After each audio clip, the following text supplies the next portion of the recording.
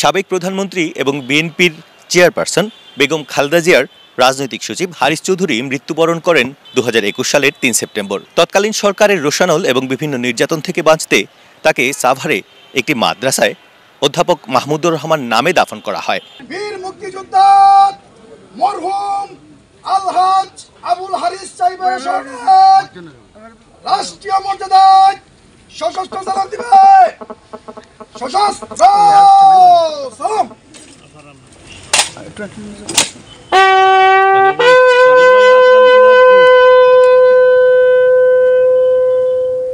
এরপর তার কন্যা ব্যারিস্টার সামিরা চৌধুরী একটি রিট করেন হাইকোর্টে।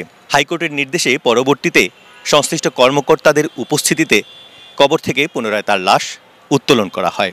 এরপর সেই লাশ থেকে দেহাবশেষ নিয়ে ডিএনএ পরীক্ষা করা হয়। সিআইডি ডিএনএ টেস্ট করার পর নিশ্চিত হয় এটি হারিস চৌধুরীর মরদেহ। শেষ ইচ্ছা যে তিনি তার প্রাণপ্রিয় সিলেটে ফেরত আসবেন, তার মাতৃভূমি কানাইঘাটে তার দাফন হবে, সেটা পূরণ করার সন্তান হিসেবে যতটুকু করা উচিত সেটা করেছি, সেটা পূরণ করার জন্য চেষ্টা করেছি। এবং আমি তার দ্বার প্রান্তে, তার আরও অনেক ইচ্ছা ছিল।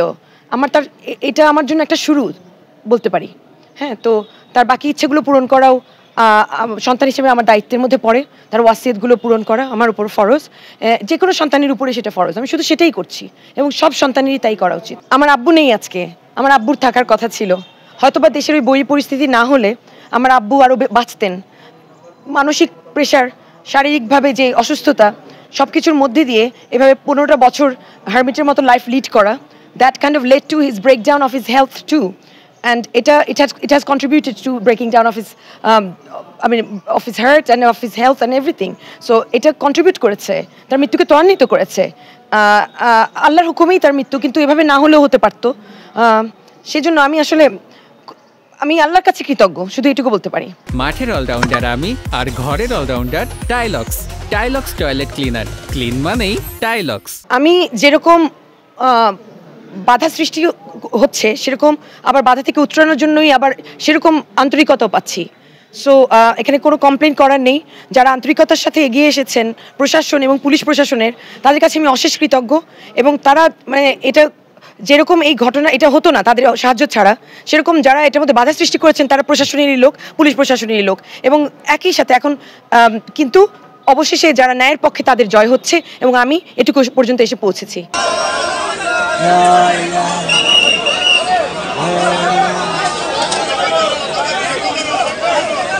এরপর সেই দেহাবশেষ সিলেটে এসে দাফনের ব্যবস্থা করা হয়। আজ সকাল 9টার দিকে তার মরদেহ একটি অ্যাম্বুলেন্সে করে সিলেটে নিয়ে আসা হয়। প্রথমে সেই মরদেহ রাখা হয় সিলেট সার্কিট হাউসে। এ সময় তার কন্যা এবং তার স্বজনরা উপস্থিত ছিলেন। এরপর দুপুর 2টার দিকে সিলেটের ঐতিহাসিক শাহী ঈদগাহে নিয়ে যাওয়া হয় তার মরদেহ। সেখানে তার দীর্ঘদিনের রাজনৈতিক সহকর্মীরা উপস্থিত ছিলেন। তারা তার জন্য দোয়া করেন এবং অনেকটা স্মৃতিচারণ করেন। বাংলাদেশের উষালগ্ন থেকে আজকের এই অবস্থান, সব কিছুতেই তার সম্পৃক্ততা বিদ্যমান। দেখুন, তিনি মরে গিয়েও বাংলাদেশের রাজনীতিতে সচল।